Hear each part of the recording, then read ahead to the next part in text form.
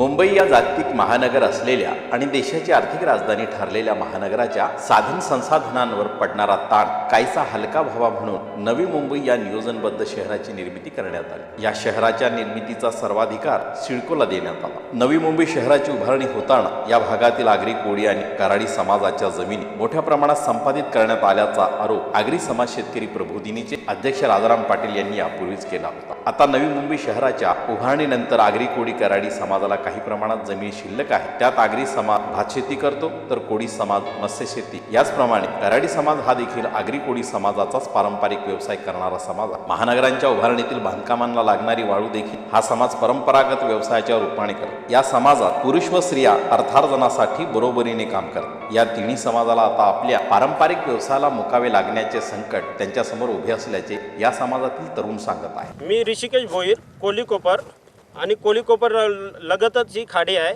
आणि आमच्या सगळ्या समाजाचा उपजीविका ही खाडीवर आणि शेतीवर चालते। केरुमाता लेणी त्याला लागूनच ही खाडीचा सगळा परिसर आहे आणि जेवढा इतिहास केरुमाता लेणीला आहे तेवढाच इतिहास या इथल्या समाजाला आहे, कारण तेव्हापासून या समाज इथंच या खाडीवर आणि इथल्या परिसरावर उदरनिर्वाह करत आहे। पहिल्यापासून आमची लोक इथे मासेमारी, वाळू काढणे किंवा शेती करणे हा व्यवसाय इथं करून आपली उपजीविका हे करत आहे।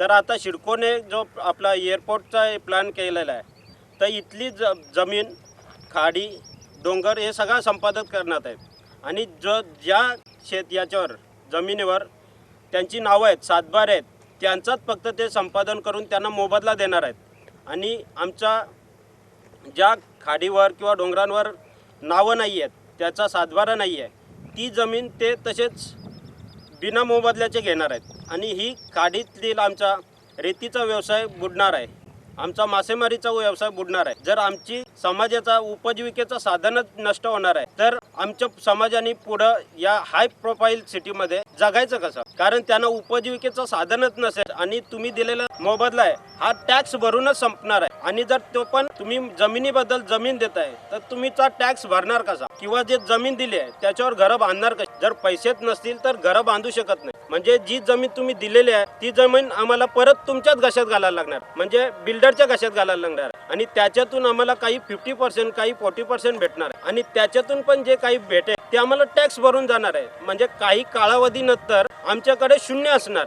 म्हणजे परत आम्हाला तिथं तुम्ही हाय प्रोफाईल सिटीमध्ये फुटपाथवर पण राहून देणार नाही, कारण तुम्ही सांगणार की आमची सिटी मोठी आहे, इथं तुम्ही फुटपाथवर राहू शकत। आमची एवढ्या इतिहासातील वडिलोपार्जित जमीन आहे किंवा घर आहे, घरांत पण तुम्ही शून्य पात्रता ठरवताय, अनधिकृत ठरवताय। आमच्या जमिनीवर तुम्ही आमची जमीन कवडी मोलाने घेऊन गव्हर्नमेंटने याला प्रायव्हेट सेक्टरला विकली, त्या जमिनीच्या व्यवहारावर तुम्ही मोठे झाले आणि आता आमच्याच जीवावर उठले, आम्हाला तुम्ही अनधिकृत ठरवताय। तर तुम्ही वडिलोपार्जित करा, जर आता तुम्ही आमची अनधिकृत ठरवताय तर जर नंतर संपादित केल्यानंतर आम्ही दात कोणाकडे मागणार? जर आमची व्यवसायच नाही राहिला, आम्हाला उपजीविका नाही राहिली तर आम्ही जगायचं कसं? नमस्कार, मी रुपेश धुमाल। आमचा हा जो रेती माफिया आमच्या भूमिपुत्रांना इथे ठरवला जातो आहे, भूमी माफिया सिडको आमच्या इथल्या भूमिपुत्रांना रेती माफिया बोलते। ते रेती माफिया बोलताना त्यांना इतकंच बोलायचं आहे की तुम्ही जर जेव्हा आमची जागा संपादित करता तेव्हा जागा संपादित केल्यावर ही मँग्रोव्ज तशीच राहणार आहे का? मँग्रोव्ज पण त्याच्यात नाहीशी होणार आहे। जर जेव्हा मँग्रोव्ज नाहीशी होईल त्या टायमिंगला तेव्हा पर्यावरणाची हानी होत नाही का? हानी फक्त आमच्या लोकांनी उपजीविकेसाठी रेती काढली तरच होते का? आणि रेती म्हणजे काय आम्ही आमच्या हौशेपोटी काढतोय का? जास्त शहरं उभारण्याचा कार्यक्रम जो हाती घेतलेला आहे तो सिडकोने घेतलेला आहे आणि सिडकोने जो कार्यक्रम हाती घेतला शहरं उभारण्याचा, त्याच्यासाठी मोठ्या प्रमाणाने रेती लागतो, खडी लागतो, ते आणणार कुठून? ते इथूनच येणार आहे ना, काही कुठून दुसरी येणार आहे का? तर जो आमचा व्यवसाय आहे त्यालाच जर तुम्ही आम्हाला जर रेती माफिया ठरवता तर हे चुकीचं आहे। सिडकोने नवी मुंबईत आंतरराष्ट्रीय विमानतळाचा प्रकल्प हाती घेतल्यामुळे पुन्हा एकदा याच समाजाच्या शेत जमिनी ताब्यात घेतात। विमानतळ प्रकल्पामुळे 10 गावांच्या जमिनी ताब्यात घेतल्या जात आहेत, परंतु विमानतळ प्रकल्पाच्या जमीन संपादनामुळे आगरी कोळी कराडी समाज आपल्या परंपरागत व्यवसायाला मुकतात। या समाजाचे तरुण व्यावसायिक पुनर्वसनाची मागणी आता करू लागले आहे। मी राजाराम पाटील। हा जो इथे रेती व्यवसाय संदर्भात आता चर्चा चालू आहे की आतापर्यंतच्या सगळ्या प्रकल्पामध्ये शासनाने सांगितलं आम्ही नोकरी देऊ, परंतु नोकऱ्या देऊ ही घोषणा फसवी ठरली, कारण जे शिकलेले लोक होते त्यांनी त्याचा फायदा घेतला। आता ह्या आगरी कोळी कराडी ओबीसी समाजाकडे शिक्षणच पोहोचलं नाही। म्हणजे तुम्ही इथे आजूबाजूला पाहिलं तरी तुम्हाला शाळा किंवा कॉलेज असं काही दिसणार नाही, फक्त या खाड्या दिसतात। आणि अशा परिस्थितीमध्ये हा जो विमानतळ प्रकल्प येईल त्यामध्ये सरळ स्पष्ट आहे की ते आम्हाला इथे नोकऱ्या मिळणार नाहीत. पण इथे बाजूला जी होडी दिसते ती होडी आपण पाहू शकता, कॅमेऱ्यावर दिसेल, पाठीमागं बोटी दिसतात. या बोटी जरी तुम्हाला आज छोट्या दिसत असल्या, ह्या आता मी रेतीला वापरतो, परंतु केरू माता लेण्यांचा जो इतिहास आहे सरकारी गॅजेटमधला, त्या आता दिसणाऱ्या छोट्या बोटी आहेत. पूर्वी आमची मोठी जहाजं होती. आम्ही इजिप्तशी व्यापार करायचो, श्रीलंकेशी व्यापार करायचो. हा व्यापार जेव्हापासून पेशव्यांनी बुडवला आणि नंतरच्या सरकारने तिकडे दुर्लक्ष केलं, तेव्हा आम्हाला हे छोटे धंदे करायची वेळ आलेली आहे. आज या रेतीच्या धंद्याला इथलं पोलीस, इथलं कलेक्टर, प्रशासन आणि सगळे राज्यकर्ते यांनी चोरांचा धंदा किंवा रेती माफिया असं म्हटलेलं आहे.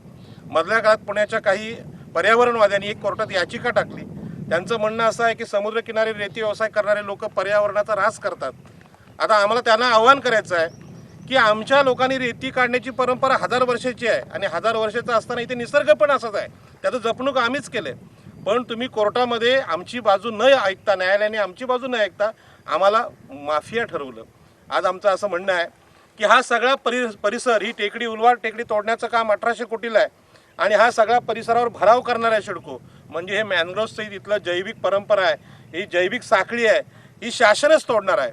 मग या विरोधात एखादे जे पर्यावरणवादी आहेत, याचिका करणारे, ते का नाही याचिका टाकत? खरं म्हणजे जगाने इकडे लक्ष दिलं पाहिजे. अशा प्रकारचा विकास हे करतायत, या भागातले हजारो वर्षांचे भूमिपुत्र या सगळ्यात उद्ध्वस्त होणार आहेत. आणि विकासाची तुमची जर ही कल्पना असेल तर निश्चितच इथल्या भूमिपुत्रांच्या ती विरोधात जाणारी आहे.